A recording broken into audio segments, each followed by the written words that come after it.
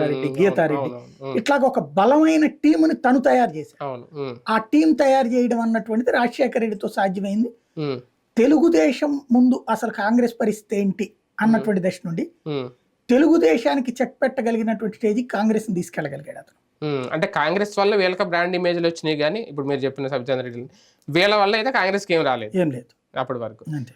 Present సిచ్యువేషన్కి వచ్చేస్తే YSR party లేదంటే వైఎస్ఆర్ అనే పేరుని ఒక పక్క షర్మిల ఒక పక్క జగన్మోహన్ రెడ్డి ఇద్దరు ఒక రాజకీయ వేదికగా ఆయన జయంతిని మార్చేశారని అనుకోవచ్చా?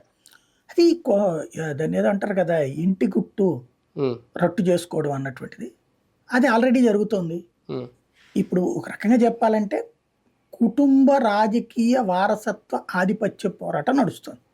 అది కాంగ్రెస్ అనే ఒక జెండాని వెనక పెట్టుకొని నడుపుతున్నారా? షర్మిల కాంగ్రెస్ జెండాను పెట్టుకుంది, వైఎస్ఆర్ కాంగ్రెస్ పార్టీ ఈయన సొంత జెండా. బేసిక్ గా ఒకటేమైందంటే కాంగ్రెస్ తో ఆ రోజున తనను ముఖ్యమంత్రిని చేయలేదన్న కోపంతో బయటకు వచ్చినటువంటి జగన్మోహన్ బయటకు వచ్చి పార్టీ పెట్టుకున్నారు. పార్టీ పెట్టుకున్నారు. అక్కడ కాంగ్రెస్ ముఖ్యమంత్రిని చేయలేదన్న కోపం ఒక ఎత్తు, తనని శాసించుతా ఉంది, అది నచ్చలేదు. జగన్ శాసించడం ఆయనకి అంగీకరించలేకపోయారు. అతను ఎంతసేపటికి కూడా మేము చెప్పినట్టు పడుండు, మేము చెప్పినట్టు అంటే ఇతని దృష్టిలో అట్లా అనిపిస్తుంది. వాళ్ళు ఏమంటారు, నీ ఫ్యూచర్ కోసం మేము చూస్తాం